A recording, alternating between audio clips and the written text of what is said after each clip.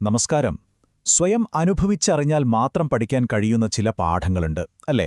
നീതിയെയും സഹാനുഭൂതിയെയും കുറിച്ചുള്ള അത്തരമൊരു വലിയ പാഠമാണ് നമ്മളിന്ന് ചർച്ച ചെയ്യാൻ പോകുന്നത്. നമുക്ക് ഈ കഥയുടെ ഏറ്റവും നിർണായകമായ ഒരു നിമിഷത്തിൽ നിന്ന് തന്നെ തുടങ്ങിയാലോ?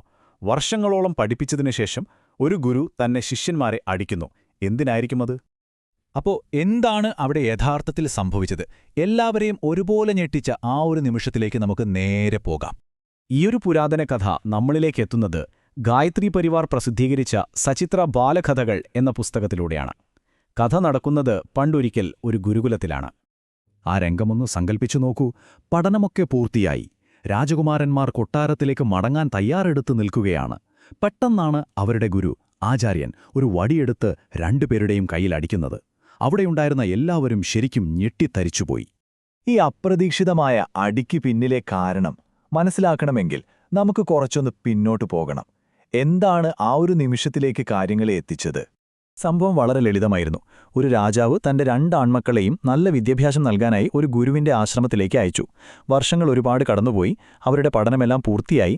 അങ്ങനെ മക്കളെ തിരികെ കൊട്ടാരത്തിലേക്ക് കൂട്ടിക്കൊണ്ടുപോകാനായി രാജാവ് തന്നെ നേരിട്ട് ആശ്രമത്തിലെത്തി. കണ്ടില്ലേ, സാഹചര്യം തികച്ചും സാധാരണമായിരുന്നു. എല്ലാവരും പ്രതീക്ഷിച്ചത് സന്തോഷകരമായൊരു യാത്രയയപ്പാണ്. ഗുരുവിന് ദക്ഷിണയൊക്കെ നൽകി രാജാവിന് മക്കളെയും കൂട്ടി തിരികെ പോകാം. എന്നാൽ ആചാര്യന്റെ മനസ്സിൽ മറ്റെന്തോ ആയിരുന്നു പ്ലാൻ.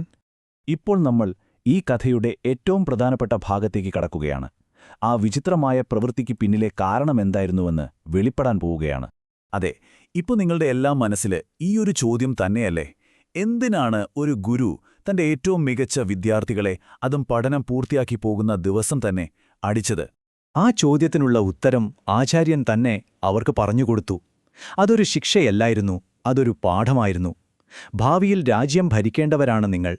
അതുകൊണ്ട് ശിക്ഷയുടെ വേദന എന്താണെന്ന് നിങ്ങൾ സ്വയം അനുഭവിച്ചറിയണം എന്നായിരുന്നു അദ്ദേഹം പറഞ്ഞത്. അപ്പോ ഇതാണ് അതിലെ ഏറ്റവും നിർണായകമായ കാര്യം. ശരിയായ നീതി നടപ്പാക്കണമെങ്കിൽ അനുഭവത്തിൽ നിന്ന് വരുന്ന സഹാനുഭൂതി ആവശ്യമാണ്. മറ്റൊരാളുടെ വേദന എന്താണെന്ന് മനസ്സിലാക്കാൻ അത് സ്വയം അനുഭവിക്കുന്നതിനേക്കാൾ വലിയൊരു പാഠമില്ല. ഇതൊക്കെ കണ്ടുനിന്ന രാജാവ് എങ്ങനെയാണ് പ്രതികരിച്ചത്? ഗുരുവിന്റെ ഈ പ്രവൃത്തി അദ്ദേഹത്തിന് എങ്ങനെയാണ് മനസ്സിലായത്? നമുക്ക് നോക്കാം. ഈയൊരു താരതമ്യം നോക്കൂ. എല്ലാം വ്യക്തമാണ്. ആദ്യം തന്റെ മക്കൾക്ക് അടി കിട്ടിയപ്പോൾ രാജാവിന് വലിയ ദുഃഖവും ഞെട്ടലുമുണ്ടായി. എന്നാൽ ആ അടിയുടെ കാരണം മനസ്സിലാക്കിയ നിമിഷം അദ്ദേഹത്തിന്റെ മനോഭാവം മുഴുവനായും മാറി. അത് നന്ദിയും ആദരവുമായി മാറി. ആ തിരിച്ചറിവ് കിട്ടിയതും രാജാവ് ഗുരുവിന്റെ കാൽക്കൽ വീണു.